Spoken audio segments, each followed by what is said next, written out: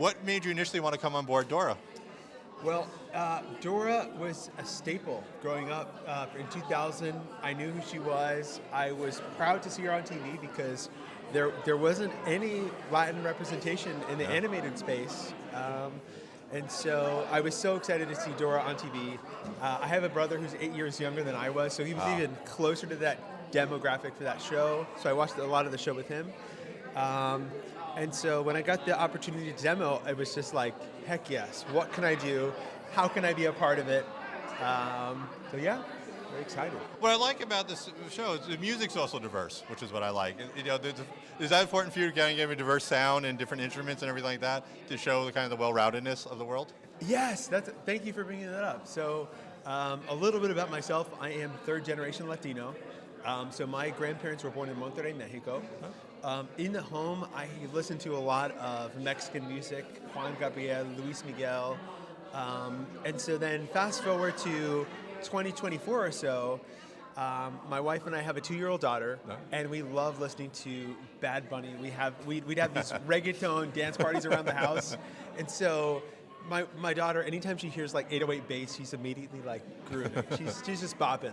So when I got the opportunity to demo, I just remember thinking, how fun would it be to sort of blend some of the sounds from today of these Latin artists, 808s, trap snares and drums, reggaeton beats, into the more traditional Mexican sounds that I grew up on. So it has that sort of genre blend, and I think it's an accurate representation of how Latin music has evolved over time, and I'm just so excited that that's become the foundation of the world of Dora.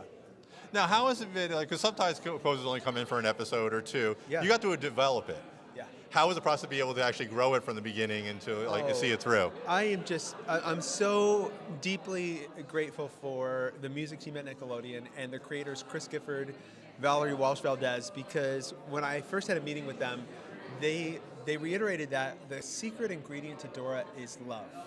And her as a character, she's all about love. She's determined. She's like your best friend.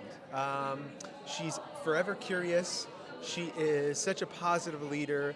And so I think sort of remembering that the legacy of Dora, where she started in 2000 from that super popular series, was really important to bring with us into the new series to keep her identity alive. And so it's a dream come true, honestly, to help shape her new sound, but also really remember who she is and remember that it's always story first, it's always Dora first, it's always her and her adventures first. And so it's so much fun. And my last question I'd like to ask is, when did you know you wanted to do this professionally? When did it dawn on you, like, hey, I can actually do this and make a living? That's a great question. You know what's funny? I think I have to go back to, remember high school fair where probably near your senior year, they would kind of round everybody up and say, hey, what is it maybe that you're good at? Are you good at math? Maybe you'd like to go into engineering? And I remember being hit with like, oh shoot, we kind of have to choose a profession here. Ever since I was little, I always plucked notes on the piano. I played the guitar. And so I never really had a clear, there was never any other clear path, I think, that stood out to me. I did intern at NASA for a little bit because my father works at NASA, and so I thought, maybe I'll be an engineer, which was great. But I took a 5-week program at Berklee College of Music in Boston, and when I got there, I realized, holy cow, there are musicians out there that make a living scoring for television, scoring for film. I didn't even know that really existed. I thought maybe it was just John Williams, you know? Exactly. I mean, really. So that totally lit a fire in my belly, and immediately it was like from that point onward, okay, maybe this is something I'd want to pursue. Parachutes. What was it about that film that made you want to come on board? I am really good friends with the filmmakers, and they showed me the script, and I just fell in love with the story. And it's an immigrant story, basically, which I can relate to very well. I'm from the Philippines, and I've been in Los Angeles for like 10 years. But this story was completely different. It's a thriller, an immigrant story, and I just wanted to be part of it, and not to mention that it was just so... I love the filmmakers, so that was like the biggest push for me. I found it interesting because you're blending the Korean immigrant story with Midwestern America. So how does one go about composing that?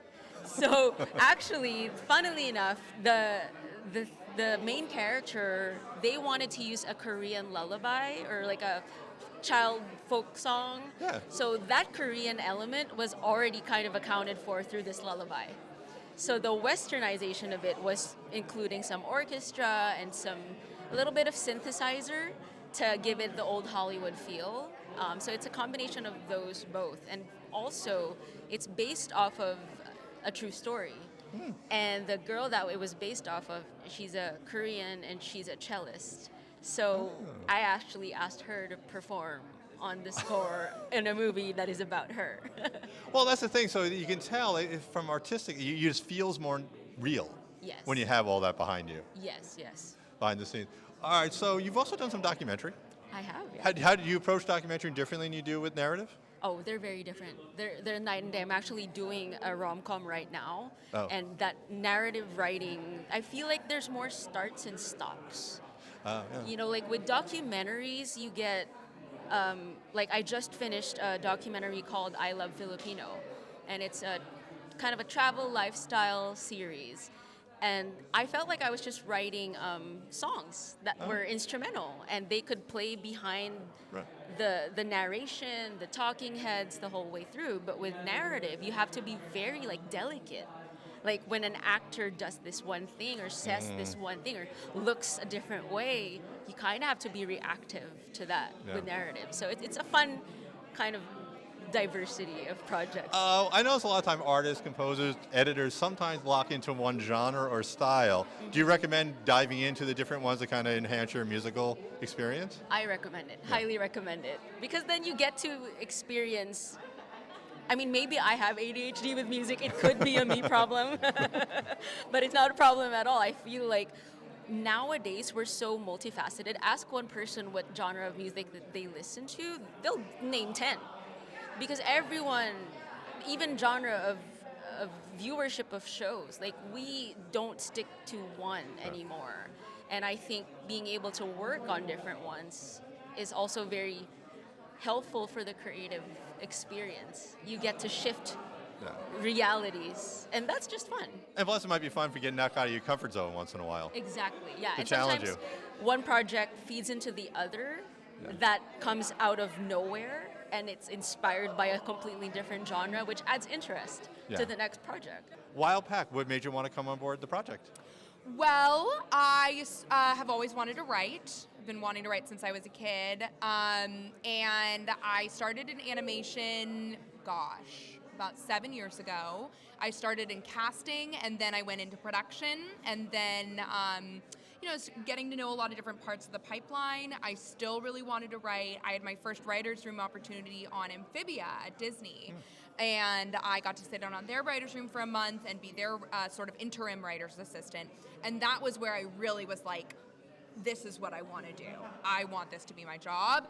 I met a woman, one of the writers on that show, her name is Geneva Mee, and she became the head writer on wyldepak. So she literally just called me right after she got that job and said, you're my first call. Do you want to come on this show with me? And I was like, absolutely. Because there's so much, it's a great show. I had not met the showrunners before. I met them briefly. They seemed great, but having someone that I already knew I liked working with, that was already a mentor figure for me, that I knew would be a great advocate for me in the room, it could have been any show and I would have gone with her.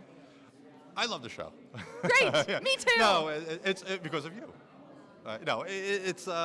What do you think about this story, though? What grabs you about the story? What is it about the character in the story you like the most? I immediately gravitated towards Lily, the only child, sort of daughter of the family. I'm an only child. She's very competitive, like me. She's sort of, she wears a beanie and a sweatshirt. She's a little grimy. She's not a princess. And so that was automatically something I was excited about. I did basketball when I was a kid, and I was always taller than all the boys. She's taller than her brother. So having a lead female that I saw so much of myself in was a really big grab for me. And I love the multicultural aspect.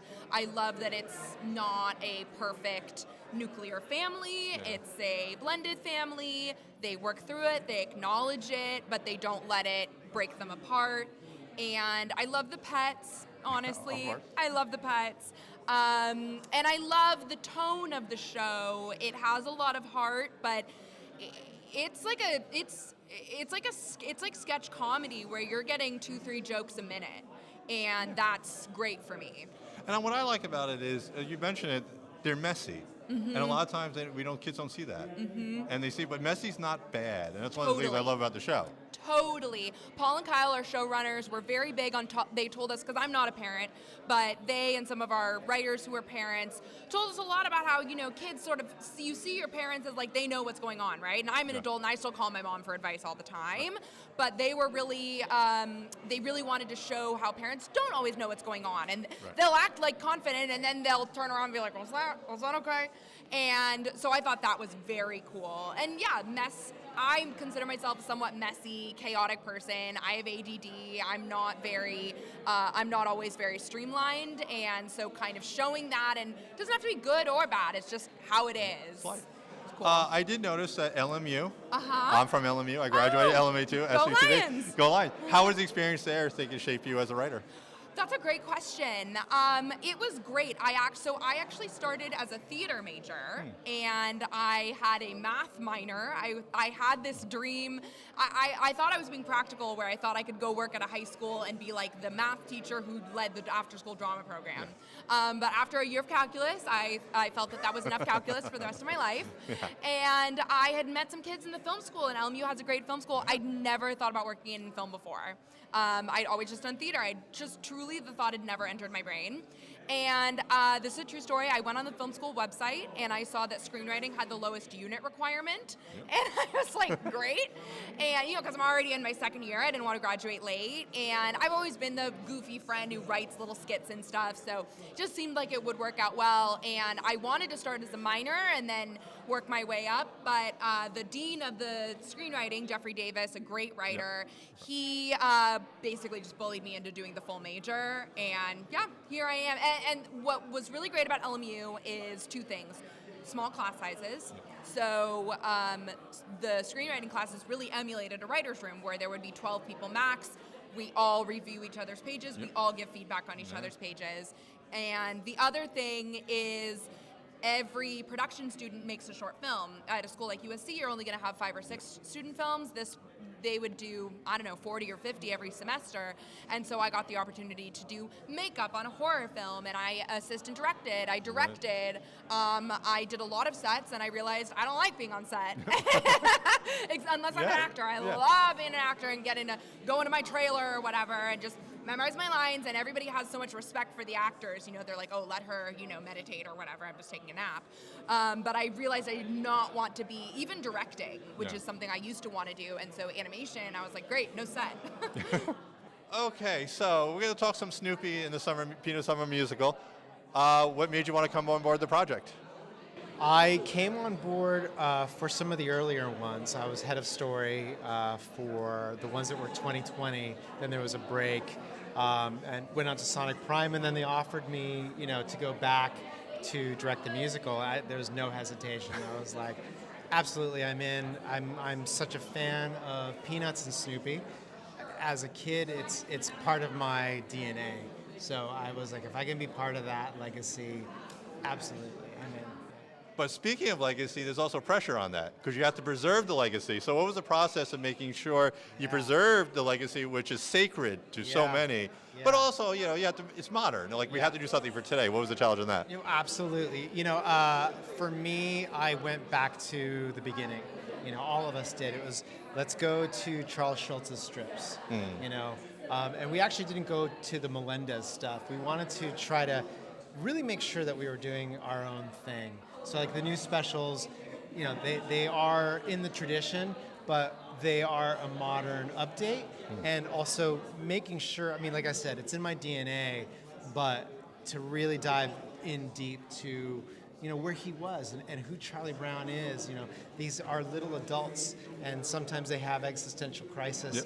And the cool thing about Snoopy is that he disarms you with comedy. That was the thing that I got to really see. And then suddenly you're just sideswiped by some really wonderful, deep introspective stuff from Charlie Brown and the rest of the gang, and that just is such a wonderful thing to do that you don't normally get to do in animation. There's a lot of TV shows that have to follow a formula, and Snoopy and Charlie Brown, they allow you to go to places that you normally can't. So yeah, I was in, and that's what sort of keeps you in that Peanuts universe. So what was the relationship with the Schultz family? Yeah. Was there a relationship where we're collaborating? Where It's very close. You know, it's Craig Schultz, Brian Schultz, and they're also their longtime collaborator, Neil Uliano. Fantastic guys. It's their idea, and you know, they give you the script, you take it, you as a director move around and things change. But because it's a musical, it was with Ben Folds, you have that that collaboration and those conversations with them.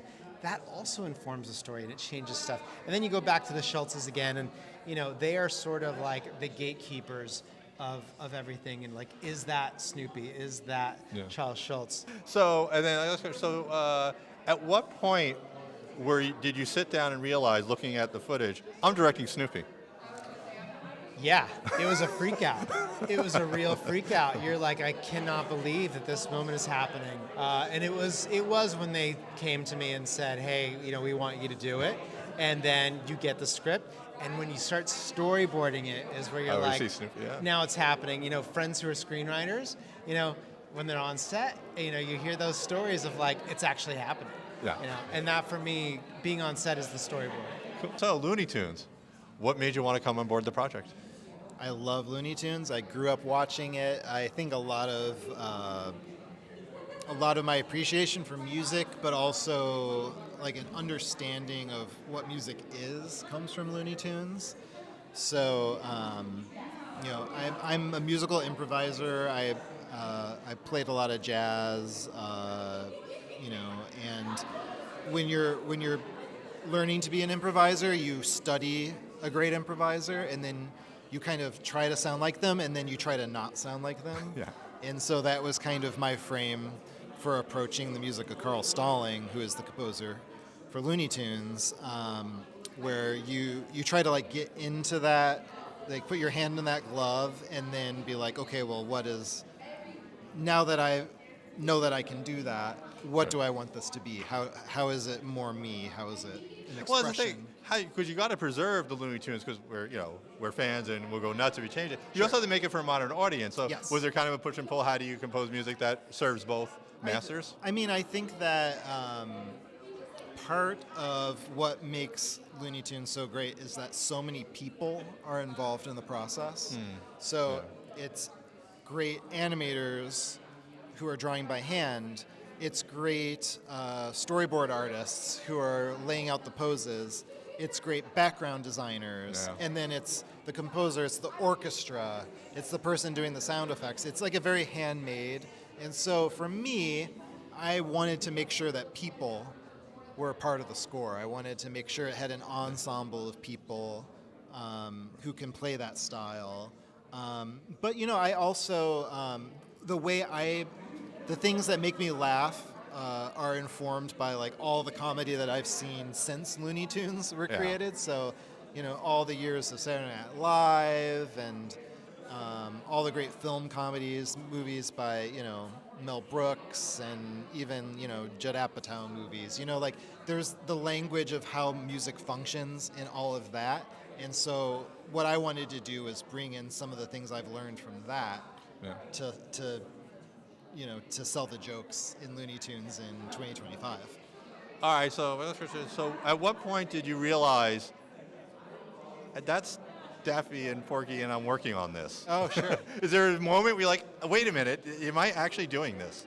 I mean, I've been really lucky. I've been able to look up at Will Ferrell and Paul Rudd on my screen. I've been able to look up at Steph Curry and Adam Pawley. I really like duos. Yeah.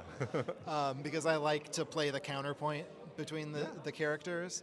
And so by the time it came to Porky and Daffy, I had kind of played with that idea musically to like, how do you create a sound for one character and a sound for another, and juxtapose them and create contrast. So, I especially for the movie, I really tried to approach it the same way I would in a live action film, where there's like real stakes, there's hurt when a character says something that hurts another's feelings, and but it can also just at the drop of a hat become just totally crazy. What made you want to come on board, Dora, in the search for Dorado? Well, I mean, the Dora universe has been around for now 25 years. We're celebrating the Great Dora Fiesta, and why not? It's such a classic IP with so much good content, so much good music, and I was thrilled to be asked by director Alberto Belli to be a part of it, and I just couldn't say no. What I like about Dora is there's diverse. It's diverse, but music is diverse. What was it for you incorporating diverse kind of stylists, instruments, and sound for the music?